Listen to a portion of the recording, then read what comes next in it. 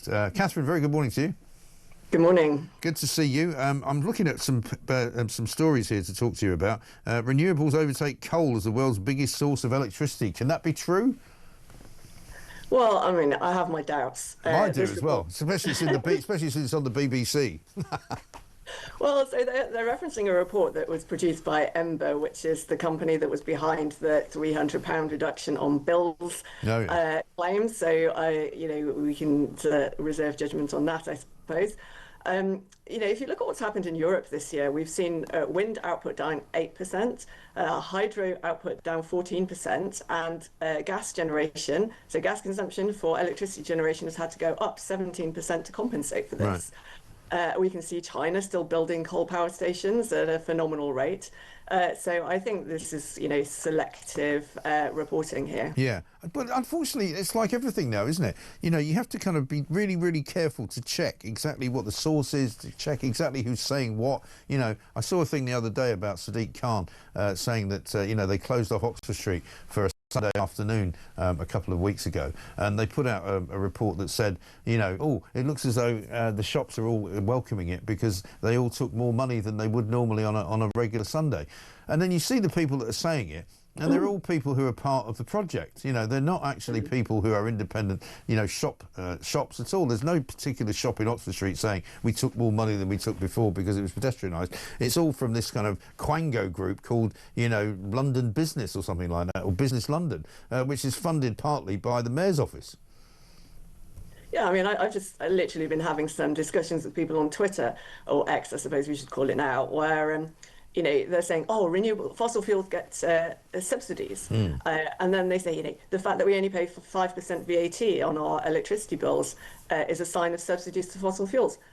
We pay 5% VAT on our electricity bills, and that refers to every type of generation. So renewables and nuclear, biomass, everything is all 5% VAT on bills. That's not a specific subsidy to fossil fuels. Right. And then they talk about, capex relief. Well, capex relief is available across the economy, and this is not a specific subsidy. It's only renewables that are getting a cash subsidy to be built. And we also pay another subsidy for all the renewable stuff and all the green energy that we supposedly create, because there's a very little spoken about hidden asset that they have in the electricity bill, which is the standing charge, which keeps going up and nobody knows why.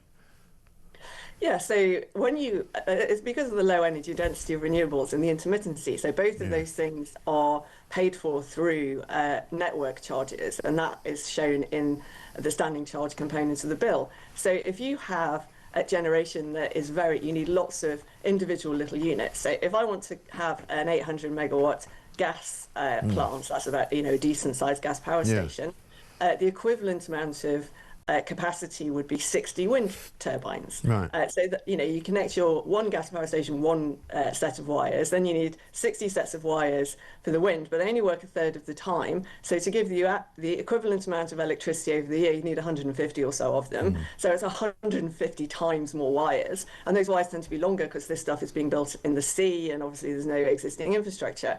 Then you have the fact that, the weather's making it vary moment to moment, and so balancing the grid in real time becomes more expensive. And this is adding billions of pounds a year to our bills. And they're all hidden costs of renewables. You have to also include the costs of backup. In the next few days, we're going to have another period where so we've got 32,000 megawatts of wind capacity now connected, and it's going to go down to about 200 megawatts of output, so a tiny fraction.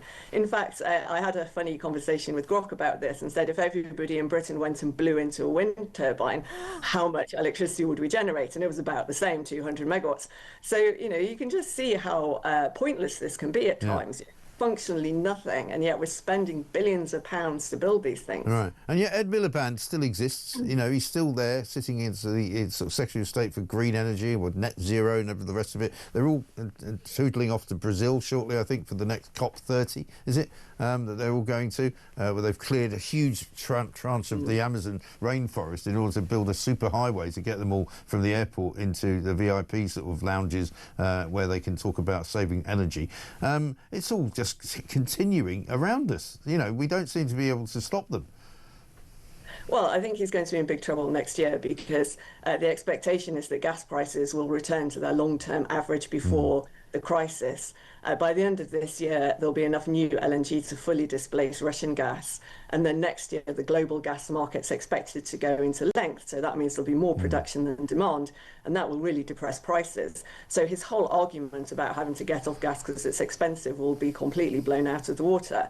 At the same time, he's now supposed to be imminently announcing the results of the latest renewable subsidy auction that is expected to be far higher than the previous ones. And it's going to be very interesting to see whether he actually can get that done.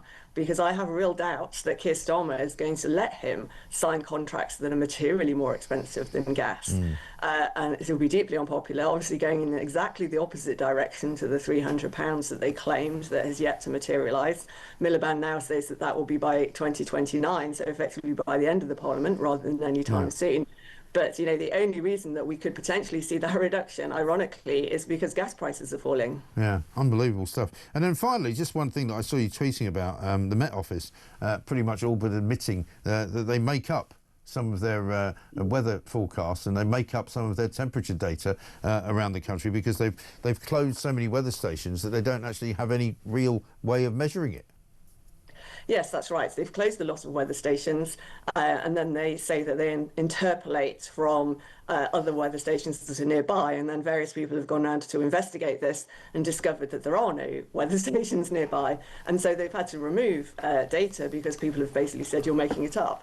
And they have been. And the other thing is that some of these weather stations that do exist produce junk data. There's one, I think, in Regent's Park or St James's Park, one of the London parks, where the equipment is surrounded by a concrete wall and right next to a diesel generator. So obviously there's a huge amount of heat being both created in that little space and contained by this wall. And obviously that equipment is going to record higher temperatures than it would on the other side of the wall.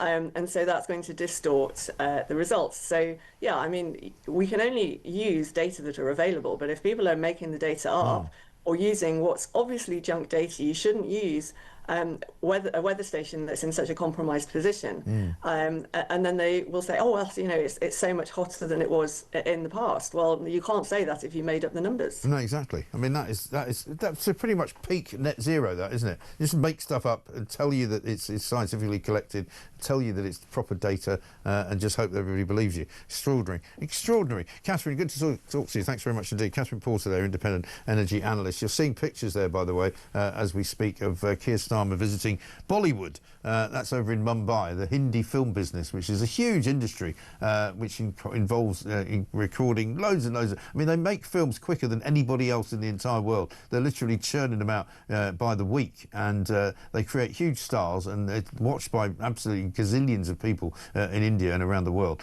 Absolutely fabulous business that is running. I'll tell you what they don't want to do is get anywhere near Keir Starmer. They'll probably start taxing it. They'll be like Rachel Reeves with him. They'll probably start taxing Bollywood, and that'll be the end of that.